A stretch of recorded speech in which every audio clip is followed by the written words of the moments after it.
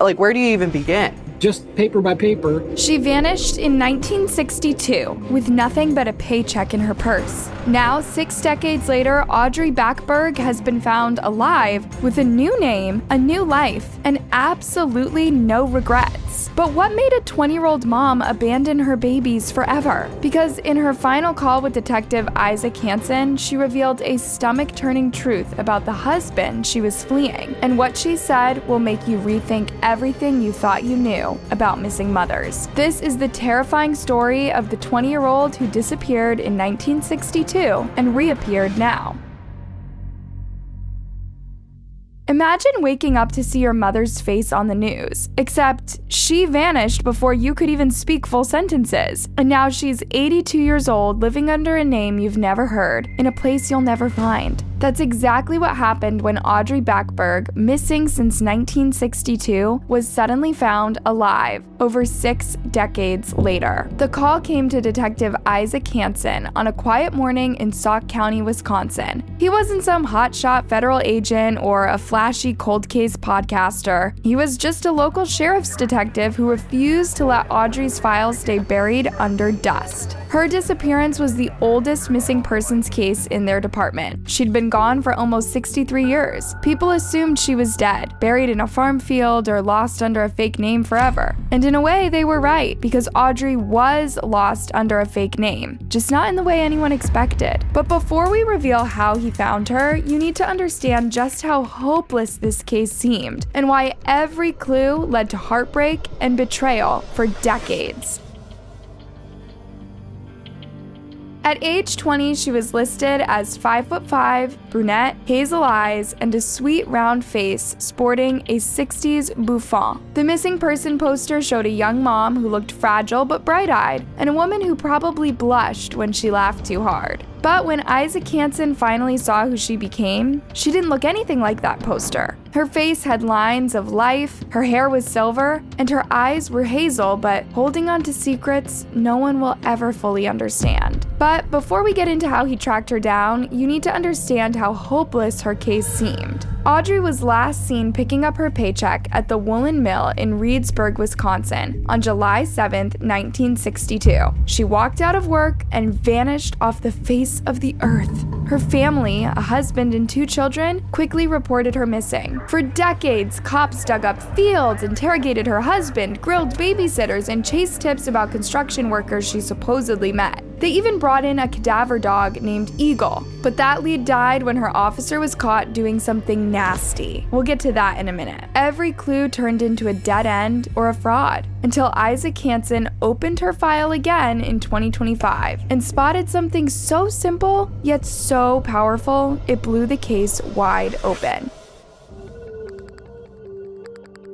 So to give you guys some context, Isaac is not your typical Netflix documentary detective with a dramatic trench coat and a tragic backstory. He's a calm, persistent Wisconsin cop who believes every cold case deserves fresh eyes. Earlier this year, he sat down with Audrey's file, flipped through the yellowed reports, and noticed something everyone else had missed. The sister actually had an Ancestry.com account, and I was able to use that. That was pretty key in locating death records, census reports. One simple family tree login turned into a gold mine of genealogy records, death certificates, census data, and a whisper of a living woman with a familiar birthday. He traced the records to a new address, but here's the first plot twist. Instead of kicking down doors or staging a dramatic sting, Hansen just called the local sheriff's office near the address. Hey, there's this lady living at this address. Do you guys have somebody who can just go pop in? 10 minutes later, his phone rang, but it wasn't the sheriff calling him back. It was Audrey herself, and what she said in that phone call was something Hansen will never forget or fully share. An old woman's voice said, "This is Audrey," just like that. The woman no one had seen since the Beatles first hit the charts, since JFK was alive, since her own children were toddlers. And now, she was here, casually picking up the phone as if 6 decades hadn't passed. They spoke for 45 minutes. Hansen has never revealed everything that she said, but what he did say will haunt you. Audrey had her reasons for leaving. Reasons so final, so absolute, she never looked back. She sounded happy,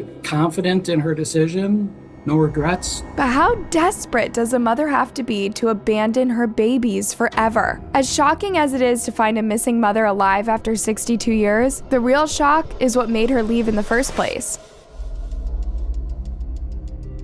On July 7, 1962, Audrey walked out of her job at the woolen mill in Reedsburg, Wisconsin, and vanished. She left behind her paycheck, her home, and her 2 babies, James and Rhonda. The world would call her a runaway. Her children would grow up thinking she was dead. But what almost nobody asked is, what was she running from? Because as it turns out, Audrey wasn't taken. She left of her own accord, and as you guys might imagine, she wasn't looking for an adventure or romance. She had kids at home. She would have to be quite desperate to leave them behind. According to police reports from that time, just 3 days before she vanished, Audrey called local authorities. Her husband, Ronald Backenberg, had beaten her. Then he took 2 firearms into the trunk of his car and threatened to take her life. Imagine that moment. You're 20. You're trapped in a marriage to a man who hurts you. You have no job that can support your 2 kids alone. There's no shelter to run to. And now he's threatening your life with loaded guns in the back seat. Detective Isaac Hansen, the man who found Audrey 62 years later, said it best. She had her reasons for leaving, and we discussed a lot of things. She sounded happy, confident in her decision, no regrets. But to fully understand that decision, you need to understand what it means to be a woman in 1962. Back then, DV wasn't even called DV. It was Family Matters. If a woman got slapped around, neighbors would say she probably deserved it. Police would arrive and tell the husband to keep it down next time. Friends would gossip about her failures as a wife, not his violence as a man. On Reddit, when Audrey's story resurfaced, a woman wrote, "I am old enough to remember 1962. Women were conditioned to believe that violence done against them was largely their fault. They didn't dress right, dinner was late, I heard the adage, she made her bed, now she has to sleep in it, countless times." Now we know, saying stuff like that is just blaming the victim. Another commenter shared a familiar story. "My grand's older sister went to her parents in the mid-60s for help leaving her alcoholic, violent husband. She met a man who was good to her and wanted her to go to Australia with him, taking her 5 sons. My great-grandmother's response was, 'You made your bed, now lie in it,' and ordered her back to him." And if you look at the many Reddit users confirming it was the same in their families, you soon realize that this was the reality women like Audrey lived in. Their traditional families were so obsessed with others' opinions and the idea of shame that they'd rather see their own daughters in abusive marriages than happy. And for mothers, it was worse. Courts almost always gave custody to the fathers, regardless of abuse. Shelters for battered women didn't exist in the US until the late 1970s. Welfare systems punished mothers for leaving working husbands, and culturally, mothers were told that any pain was better than abandoning their children, which is exactly what makes Audrey's decision so haunting and so brave. But as shocking as her escape was, what she built in the decades that followed might be even harder to forgive. The day she vanished, Audrey didn't leave alone. The family's 14-year-old babysitter, Barbara, ran away with her. Barbara later told the police they hitchhiked to Madison and then caught a Greyhound bus to Indianapolis. Halfway through the journey, Barbara got cold feet and turned herself into the police as a runaway. She said the last time she saw Audrey was on a street corner in Indianapolis, disappearing around the block with a Coke can in her hand. Inside that Coke, she claimed, Audrey had dissolved some pills. Pills of what? Nobody knows till this day. Barbara never heard from her again. Nobody from her old circle would. But back home, her husband was playing a very different role in the story. Back in Wisconsin, Audrey's husband Ronald was questioned immediately. He was cooperative, friendly, and even took a polygraph test. As you guys know, these tests are not super accurate, but back then they were considered reliable enough to let a suspect off the hook. But just days before, he'd threatened to unalive her. The police noted it but did nothing further. That's how normalized it was. So what happened to the babies she left behind with this man? Their son James died in 1990. drowning in a creek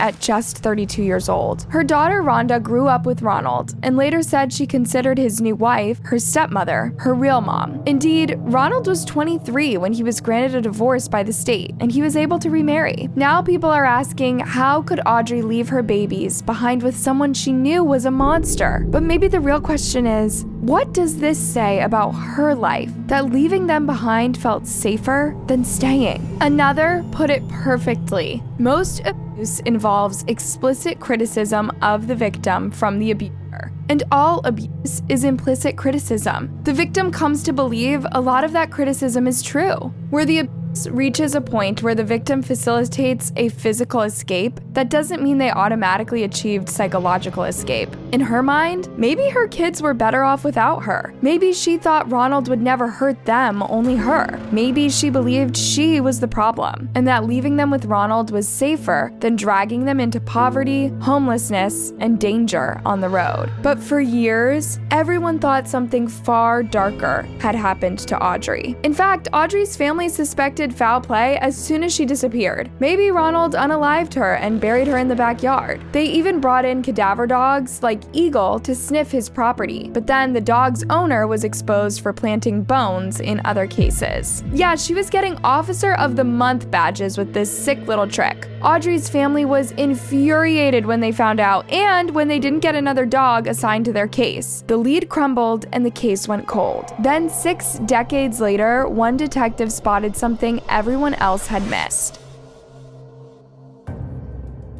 Detective Isaac Hansen had been combing through Audrey's old case files in early 2025 when he noticed a lead that felt almost too simple: her sister's Ancestry.com account. Most investigators would have shrugged that off. After all, the trail was cold for 62 years. But Hansen knew that DNA and ancestry data had solved murders and identified John Does across the country. Why not try it on a missing mom? He accessed the account and began cross-referencing birth records, census reports, and death certificates. For days, it was dead end after dead end. Names that didn't match, dates that fell apart, but then, hidden among hundreds of unrelated names, was one record that stopped him cold. A woman with Audrey's exact birthday. A different name, a different state, and then the phone rang. What'd you say in those 45 minutes? I told Audrey that I would keep it private. Audrey chose to share her whole story with Isaac, but asked him not to make this tabloid fodder. So all he revealed was this: Audrey chose survival over motherhood. She chose her life over her children's love. And while the internet exploded with anger, calling her selfish, women her age refrained because they knew exactly what she faced. One wrote, "My grandma was even shot by my grandpa at some point, when only the 2 youngest kids were still at home. He eventually died and I was 6, so it was my first funeral. I didn't realize they're usually sad affairs because the whole family was joyous, laughing, just having a great day." That's the kind of terror that Audrey ran from. The kind that makes your death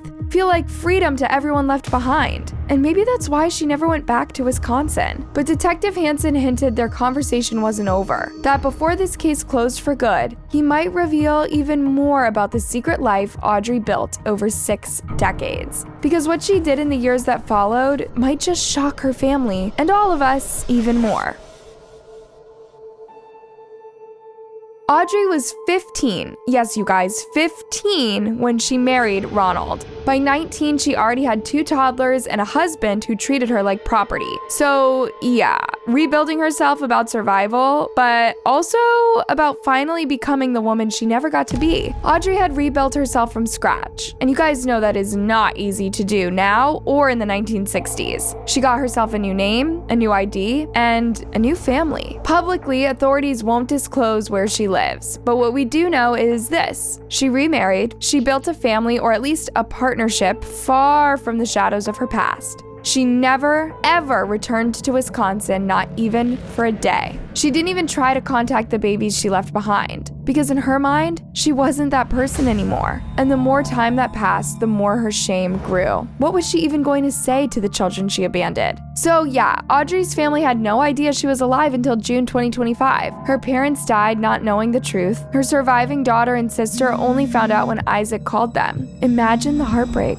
But the question that haunts everyone now is, what did she tell Detective Hansen in those 45 minutes that convinced him she had no regrets? Was it a confession of relief that she escaped a man who threatened her life? Or was it resignation, a quiet admission that she'd locked her children away in her past to survive in her present? Because as Detective Hansen said, I think she just was removed and, moved on from things and kind of did her own thing and led her life. Removed. The word hits hard, removed from danger, but also from motherhood, from guilt, from everything that once defined her. Hansen himself refused to reveal her exact words out of respect for her privacy, but his silence speaks volumes. Whatever Audrey shared was painful enough to keep private, but powerful enough to close her case forever. What's even more haunting is what she chose to do after being found. Nothing. She didn't run back to her family, schedule a reunion, or release a public statement explaining herself or asking for forgiveness. She continued to stay anonymous, just like she had for 62 years. Audrey's story ripped open something raw. Suddenly, women everywhere started sharing their own family secrets. Grandmothers who vanished, aunts who changed their names just to stay alive. Because this wasn't just one missing mom found. It was proof of something darker, that sometimes the only way to survive is to disappear so completely your own kids think you're dead. And what people started uncovering after Audrey was found showed a really dark truth about a whole generation. Something that maybe we're still not ready to talk about. Audrey Backenberg wasn't the first mother to vanish for survival, and tragically, she won't be the last. Her story is a part of a hidden epidemic, women disappearing to escape men who swore to love them. In 1962, Audrey ran from her husband's loaded guns and fists. She left 2 babies behind. For many, that's unforgivable, but for others, it's painfully familiar. Take the case of Mary Day. In 1981, 13-year-old Mary disappeared from her California home. Her stepfather claimed she ran away. Decades later, in 2003, police reopened her case as a murder investigation. They even dug up the backyard looking for her bones. But then, a woman claiming to be Mary was found alive in Arizona. DNA confirmed it. She'd run from horrific abuse, living under fake names, drinking heavily to forget. Her sisters were heartbroken. They thought she had been buried in the yard. Instead, she buried her memories to survive. Or there's the haunting case of Cindy Anderson. In 1981, Cindy was a legal secretary in Ohio. She lived in constant fear after receiving anonymous threats and seeing terrifying graffiti about her own death scrawled on her office wall. One morning, she vanished before work. Some believe that she was taken by the same person who was threatening her. Others say that she staged her disappearance to escape an abusive relationship or the escalating threats that she was getting. To this day, nobody knows where she went. Even today, in the era of women's shelters and DV hotlines, mothers continue to vanish. In 2018, Crystal Rogers, a mother of 5 from Kentucky, disappeared without a trace. Her boyfriend was the last to see her. Years later, human remains were found on his family property. The investigation exposed how women still disappear when men refuse to let them live. She sounded happy, confident in her decision.